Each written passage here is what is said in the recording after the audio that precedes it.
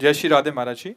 महाराज जी, मुझे मेरी पत्नी के प्रति बिल्कुल भी आकर्षण नहीं आ रहा। दूसरी स्त्रियों के प्रति मन आकर्षित होता है। नहीं मन को होना चाहिए। समझाना, नहीं, किसका समझाते प्रश्न है? समझाते थक गया। हाँ, नहीं, बिल्कुल नहीं होना चाहिए बच्चा।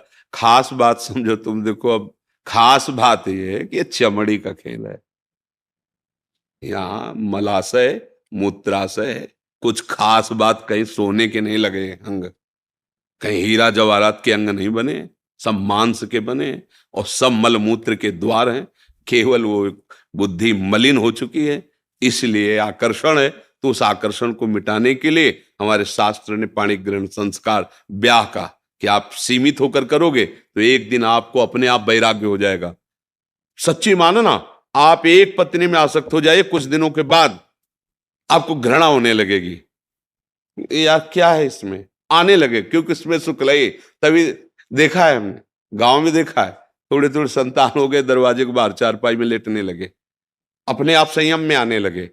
धर्म, अगर आप दूसरी माताओं बहनों की तरफ देखोगे तो ये लिख लो हमारी बात, तुम्हारी कामाशक्ति बढ़ती जाएगी और तुम्हें ऐसा विश्वास होगा कि इसमें सुख है, और वो ऐसी जगह फंसाएगा कि तुम्हारी फिर जो हालत होगी वो ना अंदर से ना बाहर से तुम झेल नहीं पाओगे।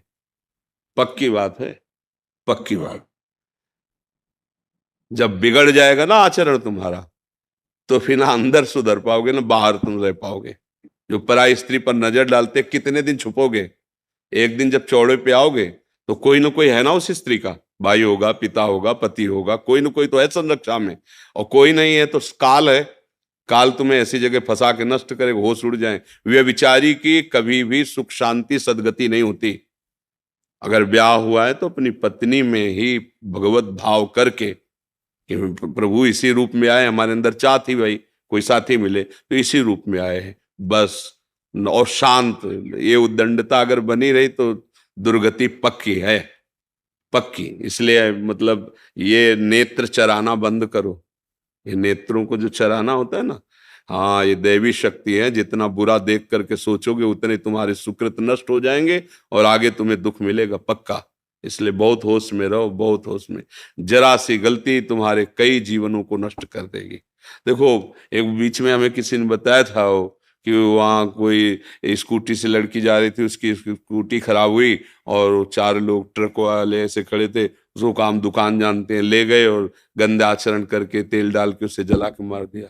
दूसरे दिन पता चला कि सुबह ही उनको वहीं गोली मार दी थी, वहीं मार दी गई थी। शायद ये हैदराबाद की तरफ ऐसे कहीं किसी ने देखा। परिणाम देखो ना, देखो ना, ये इतना ही थोड़ी परिणाम है।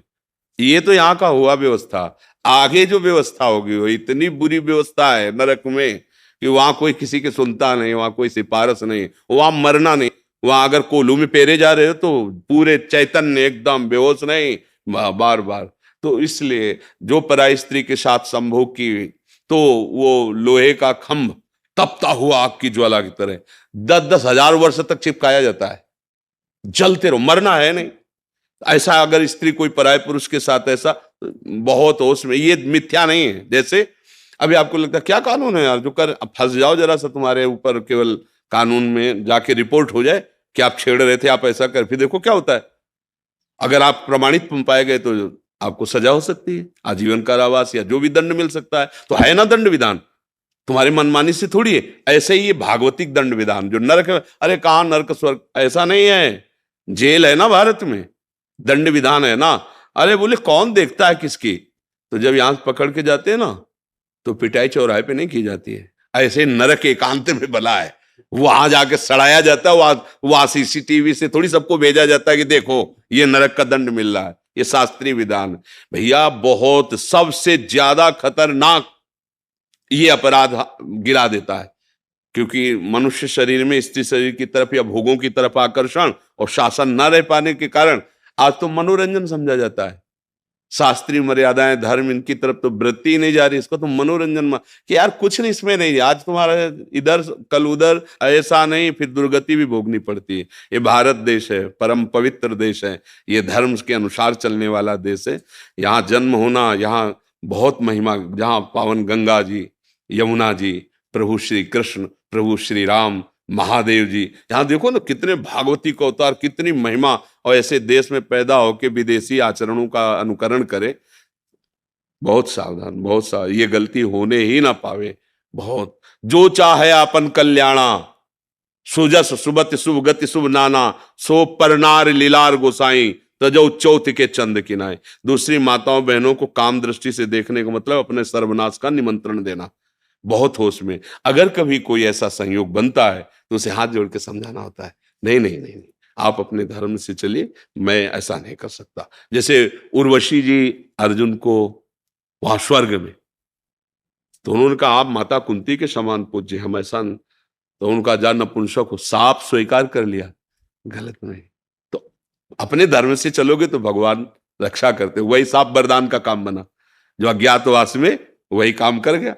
नहीं तो कैसे इतना बड़ा महारथी छुपता, देखो वो लगा साप दे दिया, पर धर्म से थे तो वरदान का काम बन गया, अज्ञातवास में वो काम आ गया। इसलिए धर्म से चलो, कभी हानि होने वाली नहीं। बहुत अच्छा भी आपका हृदय है जो आप अपने दोष को पकड़ पा रहे हैं और उससे निवृत्त होना चाहते हैं। कभी ऐसी गलती मत करना, नहीं नहीं, ये सब वो भयानक पाप है जो मतलब बिल्कुल नष्ट कर देते हैं। आज समाज इस बात को नहीं देख रही। बहुत खुशी होते हैं जब किसी के साथ गंदा व्यवहार करने का अवसर मिलता है, समझते मानो मैंने बाजी जीत ली, जीत नहीं ली। इसका परिणाम जब आएगा, तब चाहे स्त्री हो चाहे पुरुष हो, जब परिणाम आएगा तब देखना। थोड़ा हमारे मालिक के दरबार में रजिस्टर विलंब से खुलता है।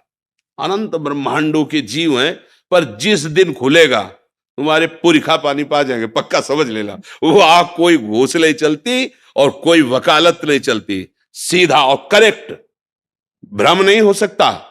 ऐसा नहीं कि मैंने ऐसा नहीं किया था, ऐसा नहीं है, वो तुम्हारे हृदय में ही बैठा है। एक बार स्वीकृति उसको कराई जाती है, ऐसा हुआ कि नहीं उसको दिखाई दे रहा, बस तुरंत उसको भोग दंड मिलता है उसका।